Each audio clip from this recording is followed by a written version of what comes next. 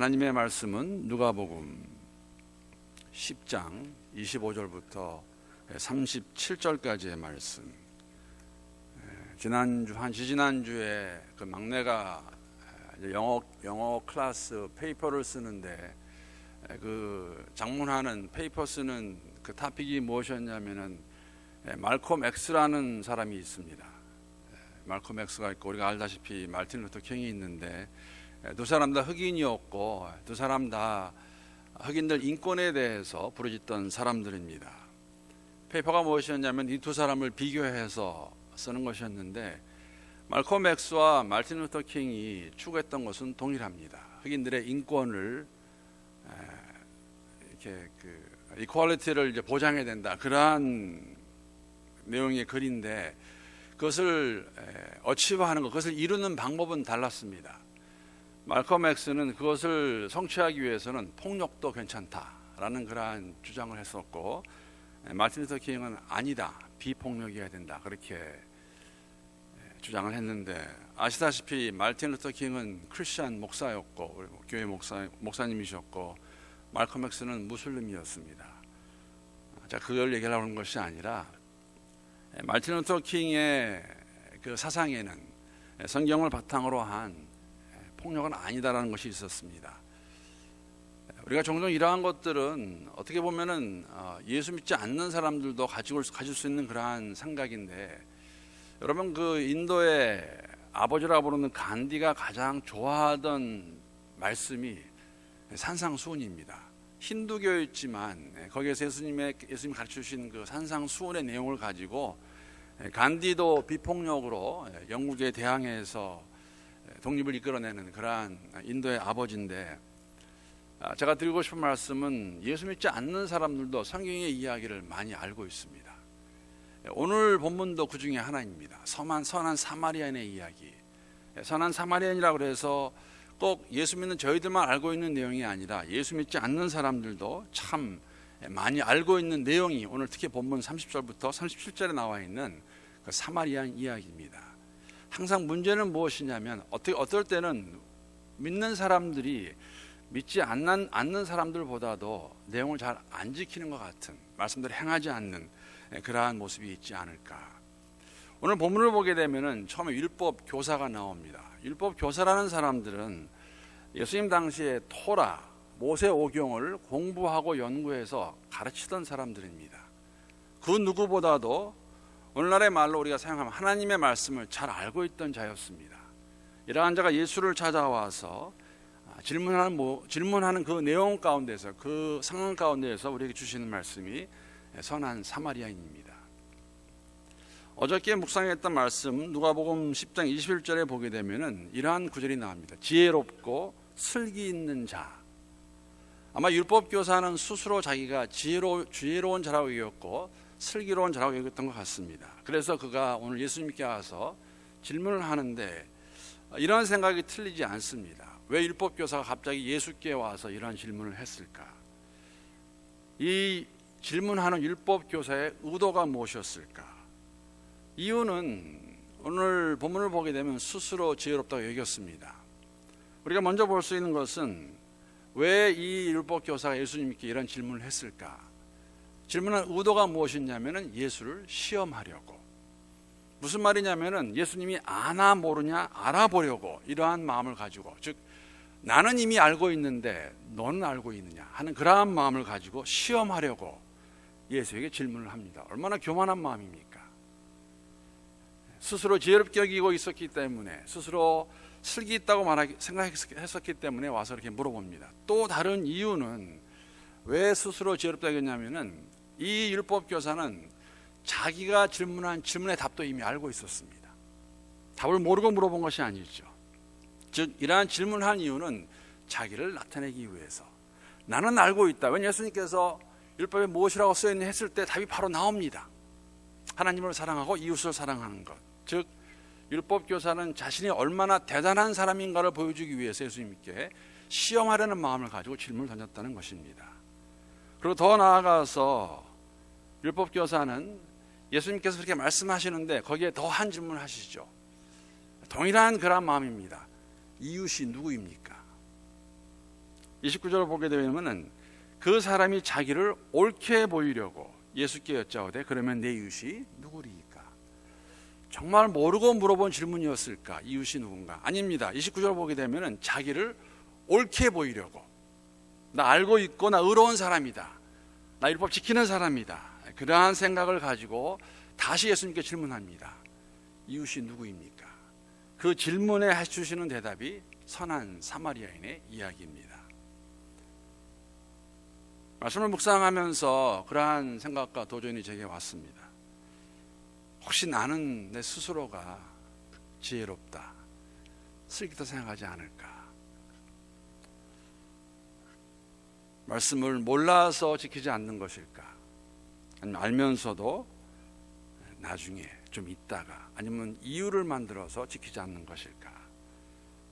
오늘 함께 예배드리는 우리의 마음 가운데 우리가 스스로 내가 참 지혜롭다, 내가 슬기롭다는 생각을 가진 성도들이 있으면 저를 포함하여서 이런 생각을 버릴 수 있고 바꿀 수 있기를 함께 기도합니다.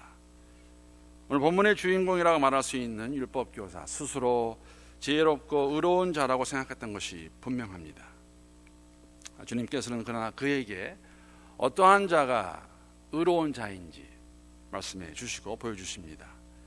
27절 말씀은 저희들이 너무나 다 잘 아는 말씀이죠. 대답하여 이르되, 율법교사가 예수님께서 하신 질문에 대답하는 말입니다. 내 목숨을 다하여, 내 마음을 다하며 목숨을 다하며 힘을 다하며 뜻을 다하여 주 너의 하나님을 사랑하고 또한 내 이웃을 내 자신같이 사랑하라 하였나이다. 굉장히 간단합니다. 하나님 사랑하고 이웃 사랑하여라. 이것을 알고 있다면 가서 행하라, 그러는 말씀입니다.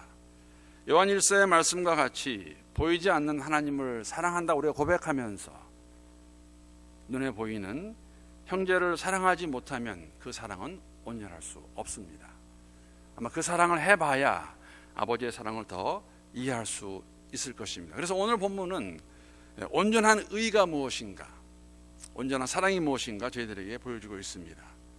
온전한 의를 이루는 이웃 사랑이 어떠한 것인가, 잠깐 본문을 통해서 나눠보기 원합니다. 첫 번째, 여러분, 진정한 이웃 사랑의 시작은 하나님의 말씀입니다.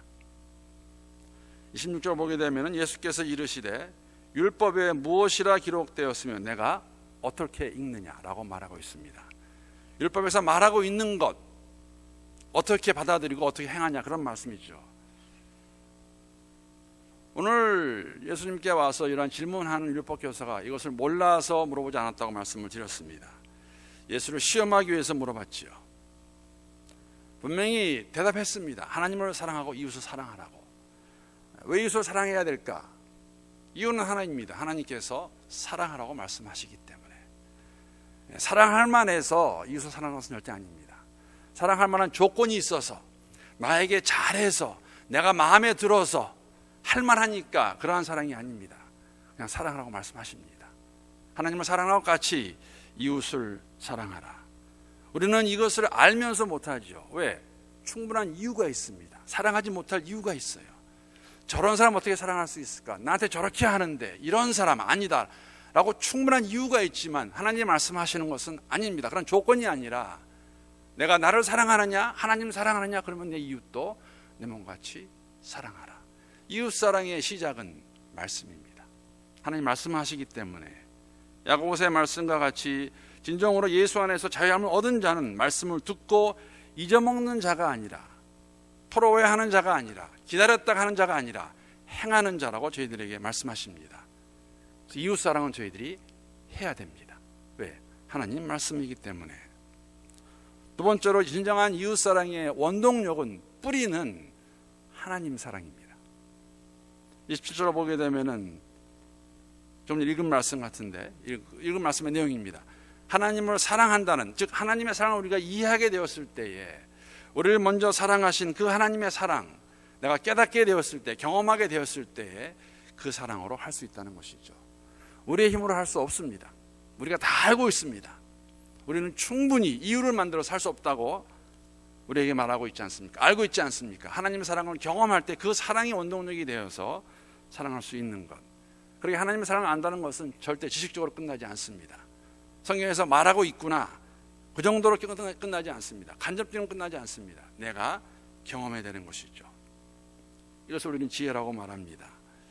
여러분, 지난주에 어떤 젊은 부모와 얘기하다가 그런 이야기 들었어요. 어떤 남편분이 아내에 대해서 조금은 불만이 있으시더라고요. 왜냐하면 본인이 봤을 때, 남편이 봤을 때는 자녀가 밥을 먹지 않으면 엄마가 억지로라도 먹여야 되는데 엄마가 너무 좀 이렇게 무관심한 것 같아서 이제 그 마음에 아내한테만 못하고 저한테 얘기하더라고요.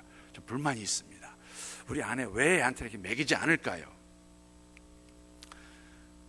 밥을 먹지 않은 아이들한테 밥 먹게 하는 좋은 방법 중에 하나가 무엇이냐면은 밥을 먹지 않겠다 그러면, 저녁을 먹지 않겠다 그러면 무슨 이유가 됐든지 간에 그냥 안 먹이시면 돼요. 한두 번 안 먹이면 저녁이 한 늦게 되면은, 저녁 늦게 되면 배가 고픕니다. 그러면 그 다음날부터 잘 먹습니다. 안 먹여봐야 배고픈 걸 알아요. 불에 손대지 마라. 그렇게 얘기를 해도 애가 계속 손을 대잖아요. 그러면 때릴 필요 없어요. 그냥 놔두시면 돼요. 한번 싹 대면은 그 다음부터는 절대 안 만집니다. 경험입니다. 우리가 말하는 하나님의 사랑은 이런 것이 있죠.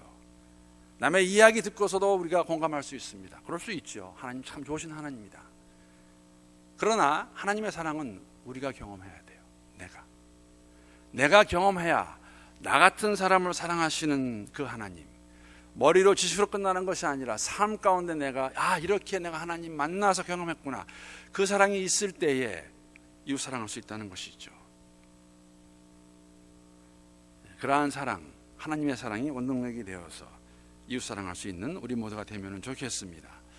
세 번째로, 진정한 이웃은 우리의 도움을 필요로 하는 사람입니다. 36절 말씀 보게 되면, 내 의견에는 이 세 사람 중에 누가 강도 만난 자의 이웃이 되겠느냐. 너무나 잘 아는 내용 아닙니까? 참 이웃이 누구입니까?